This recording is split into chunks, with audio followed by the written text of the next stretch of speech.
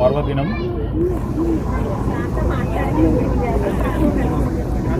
చాలా గ్రామాల్లో కూడా సీతారాముని సంబంధించిన కళ్యాణోత్సవాలు జరపడం, ప్రత్యేకించి అన్ని గ్రామాల్లో ఉంటున్న ప్రజలందరూ కూడా రాముని రాజ్యం రావాలని ఆకాంక్షించి ఈరోజు రాముడు ఏ విధంగానైతే ధర్మపదంలో నడిచి ఎన్ని ఇబ్బందులు వచ్చినా, రాక్షసులు ఎంతమంది ఎన్ని ఇబ్బందులు సృష్టించినా ధర్మాన్ని వీడకుండా అన్ని వర్గాలకు సంబంధించిన ప్రజలకు న్యాయం చేసే ప్రయత్నంలో రామరాజ్యాన్ని నడిపించిన ఆ రామచంద్రమూర్తి చూపెట్టిన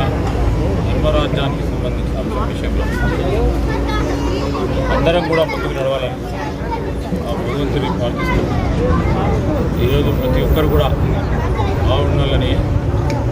అందరూ కూడా మంచి ఆరోగ్యాలతో, సుఖ సంతోషాలతో,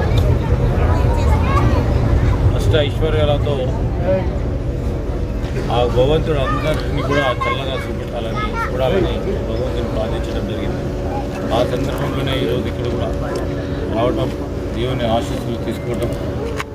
అది శ్రీరామ్ నగర్కి సంబంధించిన ఇది ప్రముఖమైన సీతారామచంద్ర స్వామి ఆలయానికి మరి పూజలు నిర్వహించిన ఈ ప్రాంతవాసులు, అదేవిధంగా రైతులకు సంబంధించి రాబోయే కాలంలో కూడా మరి వ్యవసాయ పంటలకు సంబంధించి కూడా మంచి వర్షాలు పడాలని, వచ్చే ఖరీఫ్కు సంబంధించిన రైతు సోదరుడికి ఎక్కడ ఇబ్బంది రాకుండా మంచి పంటతో ఆ రైతును ఆశీర్వాదం ఇవ్వాలని భగవంతుని ప్రార్థిస్తుంది. పండించిన ధాన్యానికి మరి ఇప్పుడు పూర్తి స్థాయిలో ఎక్కడ కూడా ఒక గింజ కూడా తరుగు పేరిట గత ప్రభుత్వం చేసినట్టు తరుగు పేరిట మోసం చేయకుండా అన్ని చర్యలు, ఎందుకంటే అక్కడి నుంచి రైస్ మిల్ దగ్గర నుంచి మొదలు పెట్టుకుంటే పర్చేస్ సెంటర్స్ వరకు కూడా ఏ విధంగా కూడా రైతులకు ఇబ్బంది రాకుండా ఒక కార్యాచరణ తీసుకోవాలని జిల్లా యంత్రాంగం సంబంధించి కూడా అప్పుడే ఆదేశించడం జరిగింది. ఇప్పుడు ఇంకో రేపో ఎల్లుండో అవలేళ్ళ నుంచి అన్ని కేంద్రాల్లో కూడా వరి ధాన్య కొనుగోలు కేంద్రాలు ఏర్పాటు చేసి కనీస మద్దతు ధరతో